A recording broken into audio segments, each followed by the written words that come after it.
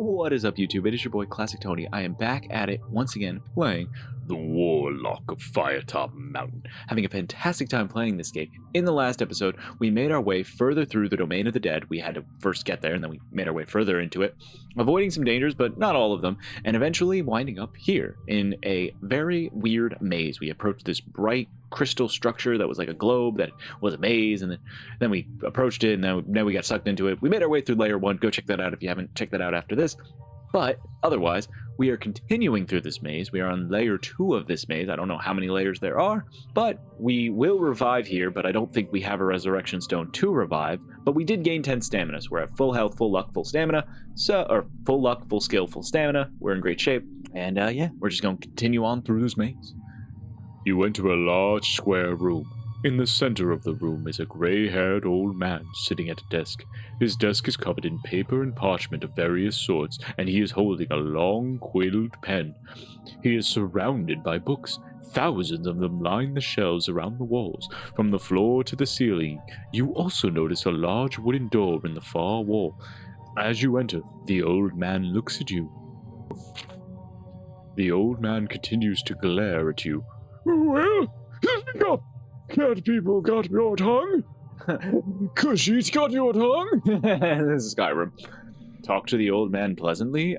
Demand that he answer your questions about this strange place. Leave through the window. Let's talk to him pleasantly. Oh, fuck. Why are people enraged by kind conversation? I guess he was minding his own business and we interrupted him, so I guess, but... He is enraged by your pleasantries. He waves his hand in the air, mumbles a few strange syllables, and then points at you. You feel your head spinning. -5 luck? He walks over to you and beckons you to sit in the chair, explaining that he is the Mazemaster in charge of the maze of Zagor. He then points his finger, and a book slips from a nearby shelf and floats on the desk in front of him. You deduce that he is a wizard of some power. You ask him the way out of the maze. The ending of your story is still to be decided, adventurer. There are many choices ahead, He says. Thus you must find the one scroll known as the 400 and bring it to me. Only then is your fate decided. Suddenly, the door opens. Just as you are about to enter, he runs over to you and hands you a human skull with a large red dot that looks like blood in the center of its forehead. You look at him inquisitively. Trust me, you lead this, he says, and beckons you to enter the doorway. Leave through the doorway. You've reached a T-junction. I like going south. All the way south. Now we head over. Dang it, we reached a wizard.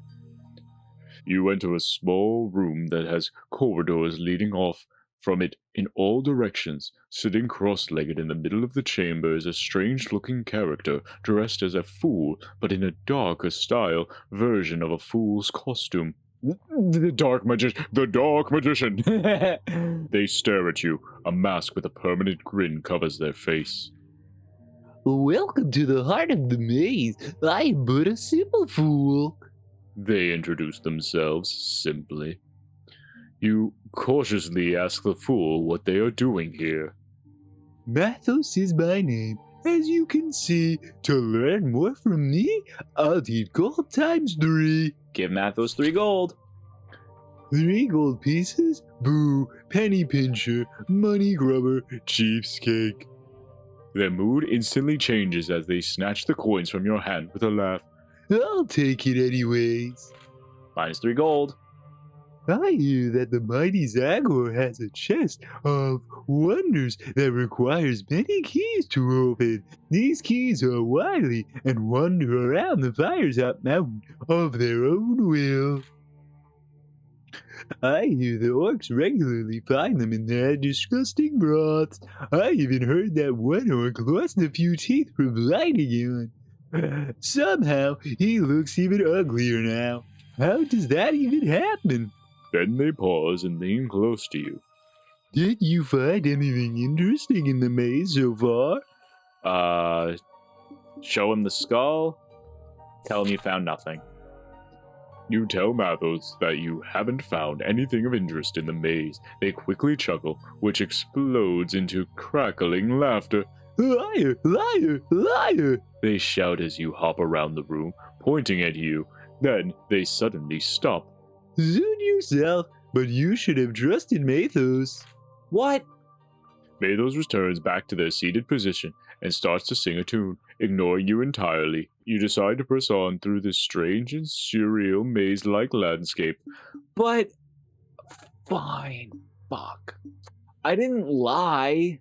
I guess I did get the skull. I didn't even think about showing it to him. Oops, I went the wrong way. You return back to the room where you previously met the strange gesture character Mathos. Strangely, the room is now empty.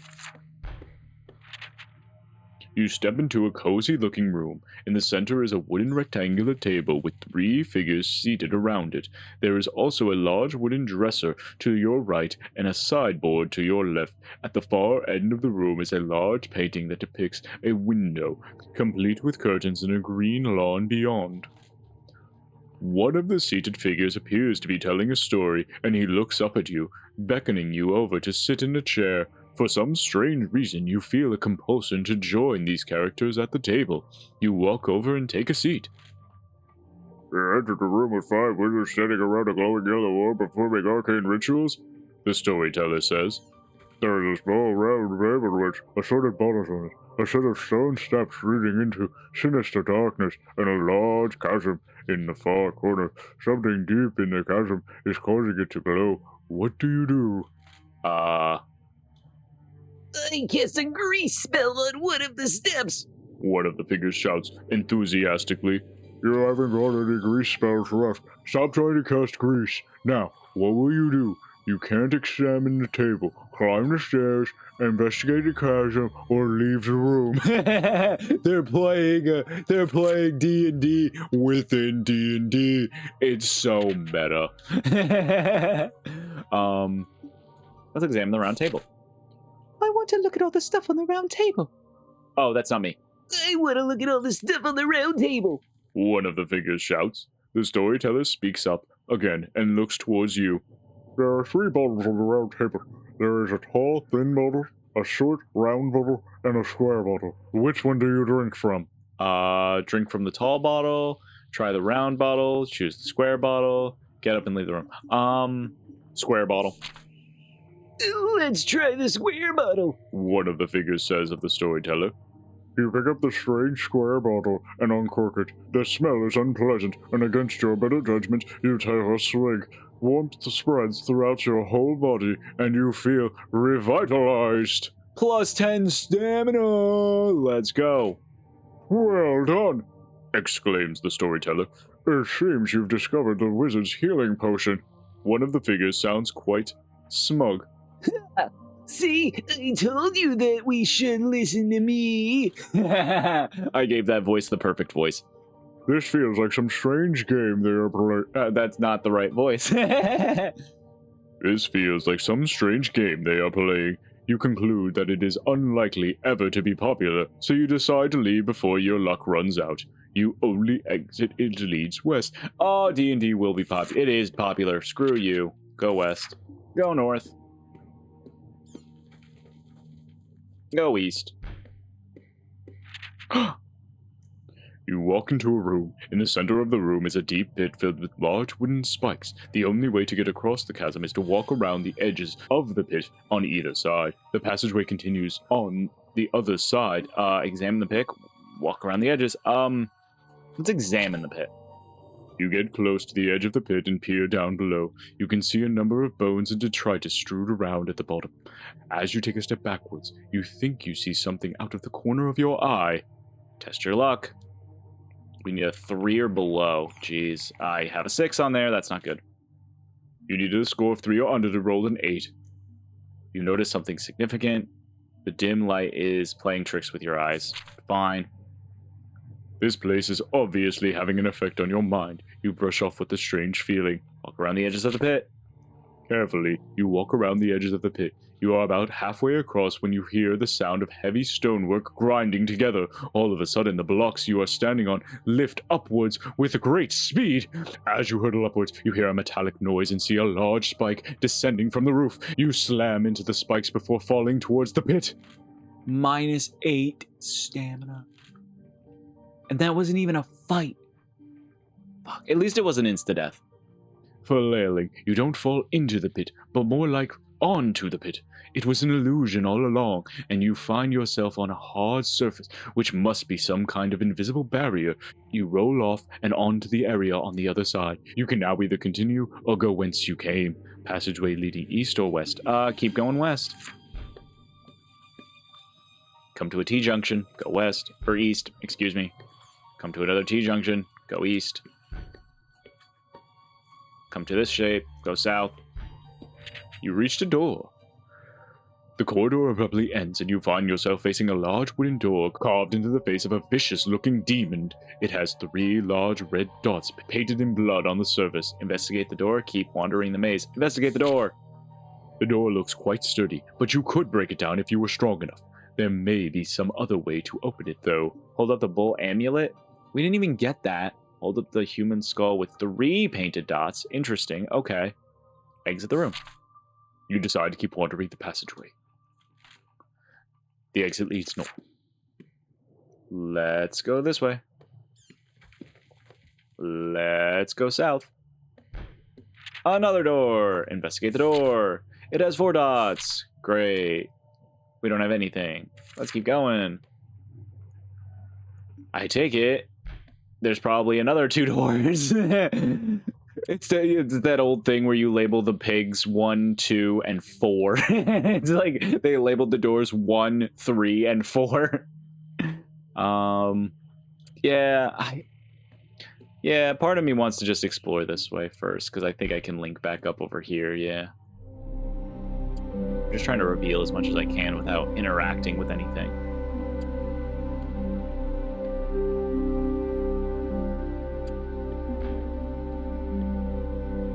Alright. We investigate the door. 2 large red dots. Yep, exit the room.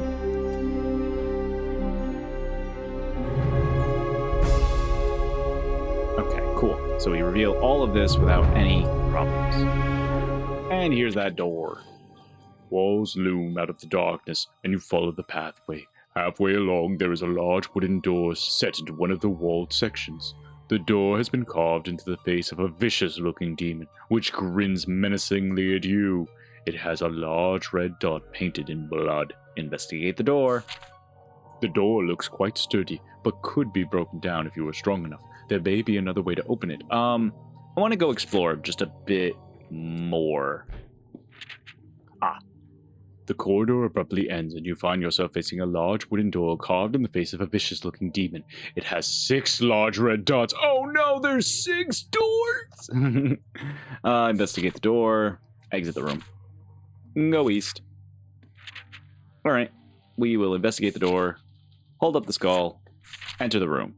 Holding up the skull to the door, it begins to glow an unearthly green color. The door also begins glowing, and the wood creaks as the face of the door begins to distort. In a burst of energy, the wood splinters. You take cover as wood scatters across the room. The skull you were holding then crumbles to dust in your hands. You walk through the entrance and into the small room. In the far corner is a table, and resting on top is another human skull. This one has 4 dots on its forehead. You have a strange feeling you will need this, so stash it in your backpack. So we stash it. You decide to leave the small room and go back into the main room. Okay, let's leave and go east. So I guess we just do this a bunch and occasionally encounter bad guys? Cool, not a big deal. Is there anyone in here? Nope, just a skull. And then investigate the door. Hold up the human skull. Let's see. Holding up the wooden skull, it begins to grow with a green energy. With the wood splintering, you take cover. Yeah, it's the same line. It's the same lines of dialogue. This time we get 3 dots on the forehead. Let's go. And blow up this door. And we must get the skull. That has 2 dots on it. Go north. And then we investigate. Hold up the skull. Door blows up. The skull generates 6 dots. Let's go. I don't know if I said it because I see a eerie creature hiding in this room. If we die, we die. That's it. I'm not doing any exploits. I'm not doing anything. I'm trying to get out of this maze. But if I take damage and I die, that's it. We're done. We're just done. You return back to the demon door that has the 6 dots painted on the front. Investigate the door. The door looks quite sturdy, but there could be, hold up the door, hold the thing, blow it up. Holding up the skull, you splinter, walking through, you have 5 dots. You decide to wander back into the passageway. Oh, so there is no spoopy guy. I thought that was... Oh, hang on. I can show you. Doesn't that look like a spoopy robed man? Am I crazy? I guess I'm crazy. I thought that was a spoopy purple guy. We shall continue through the maze, making our way uptown, going west, investigating doors, and breaking them down. Do. Holding up the skull. That's all the same. Okay. You walk through the entrance and into a small room. In the far corner is a table, and resting on top is a large rolled-up scroll. On inscriptions, you notice that it has a red wax seal with a large 400 stamped into it. This must be the one that the Mazemaster asked you for earlier. Achievement unlocked! Skip to the end. Yeah, we did that. You decide to make your way back to the Mazemaster's room by heading east. And back we go. But it said there's a key in here, didn't it? Whatever. I guess oh yeah, we pissed, oh yeah, the jester, fuck. The jester probably had the key and we were supposed to tell him about the skull and then he would have given us the key because he trusted us. And I just messed up because I didn't remember that we got this skull. I thought I don't know. I don't know what I thought. I remembered we got it, but I didn't think it counted. I don't know why I didn't. I was an idiot. You re-enter the large square room, adorned with fully stocked bookshelves. The gray-haired old man finishes writing something in a large scroll, lays down his quill, and looks at you. Do you have what I asked for? He inquires with a cock to his head. Excuse me? I don't like that expression, but that's fine. You could say a tilt, a nod, a twitch, but you know, that's a choice of words. He inquires with a cock of his head. Yes, give him the items. No, turn around and return to the maze. Yes, give him the items. You pull out the scroll from your pack. The Mazemaster's eyes gleam as he takes it from your position. You have done well, adventurer! He exclaims as he breaks the seal and unfurls the scroll. 400. Your quest is over. He turns the scroll around and reads aloud the number 400, followed by the words, "Your quest is over." You are a little confused as your quest is far from over. You look rightfully confused, continues the Mazemaster. Don't worry, this scroll is an old artifact that was created over 30 years ago. Many a young, brave adventurer sought it, and many perished. You will no doubt have come across this pitiful souls on your journey. I hear that there is one called Orina who has harvested these souls, but my guess is you will have already met her. The Mazemaster begins waving his hand in a circle, and a bright light engulfs you. You find yourself back in the tall, pillared room with the intricate glass globe. It seems that Zagor's traps can be quite devious. Relieved to be free from this strange prison, you decide to continue your journey. Leave through the door. Oh, we did it. We survived that maze, the 2-tiered maze of death. Honestly, first floor was not that bad, except for the Minotaur that I got pressed by. That was not that bad. Minotaur straight suplexed me, like, just came out of nowhere, just dropped his arm on me. The passageway ahead runs northward for some time. Finally, you reach a small room that contains a large wooden door. There is a wooden bench, which would be convenient for a rest. The passageway continues northward on the other side of the room. Oh, let's take a rest. Do we have any provisions? Yeah, we have 2. We might as well sit and consume some provisions. You sit down and take out your portion of your provisions from your pack. Your moment of rest combined with your healthy provisions make you feel much better. Plus 10 stamina.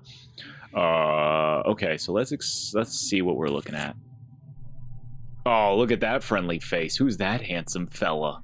Look at that handsome guy up there. So in here, we can either go this way or go up this way. So we don't know what's going on over here. But I think if we look, we can see someone cooking. What looks like one guard and one training dummy. We can take one guard, so I'm not worried about heading either way. Open the door, follow the passageway. The thing is that room looks like a dead end. You continue along the tunnel, which bends to the west and begins to get quite narrow.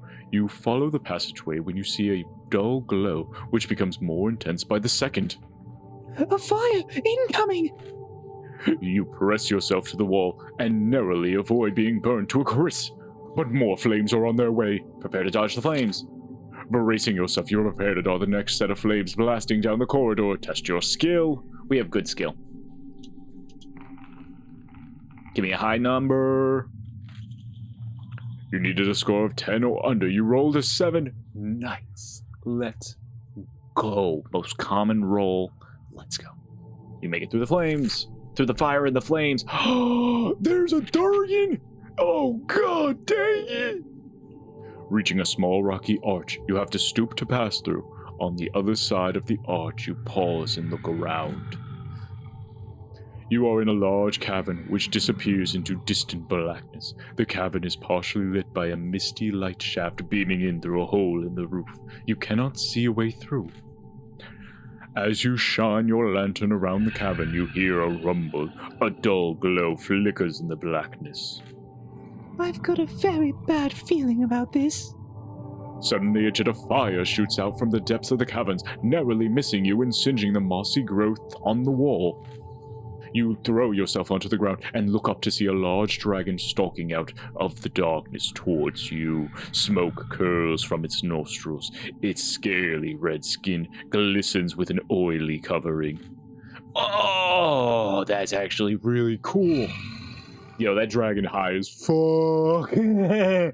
Yo, you got anything to eat, bruh? You got any of them ramen noodles, bruh? I want some ramen noodles, bruh. Yeah, as hell. The beast is some 15 meters long. How will you attack the creature? We have to draw our weapon and prepare to attack. This is it. If we die, we just die. The mammoth beast roars once again, its red eyes flashing as it prepares to let loose with some dragon fire. You ready yourself for an epic battle. Oh, this is gonna suck.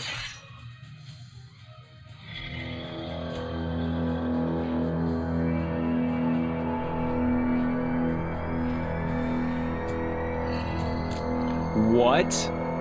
It can attack through? That is lame.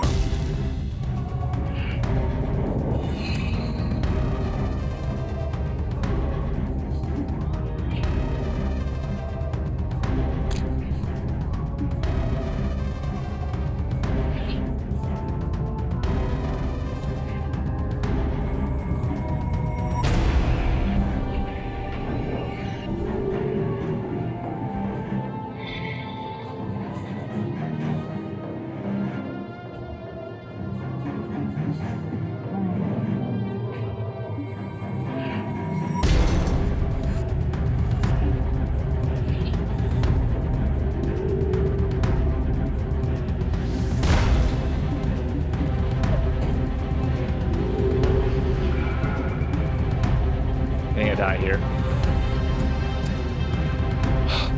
I can't move. If I move, I just die. I have to attack. That's bad. We're dead. We lost.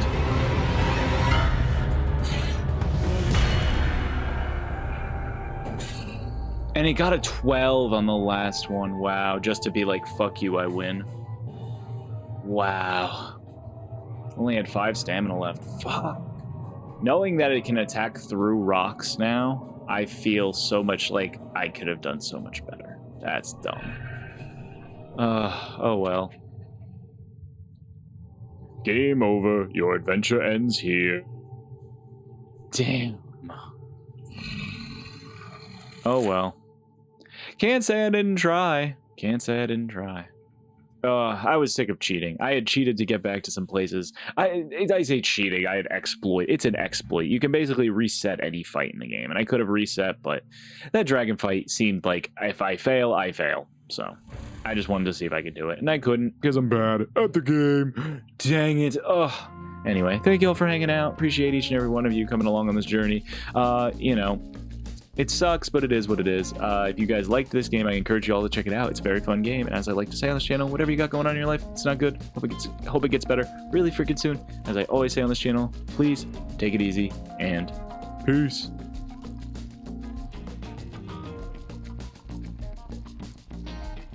Yeah. That's just,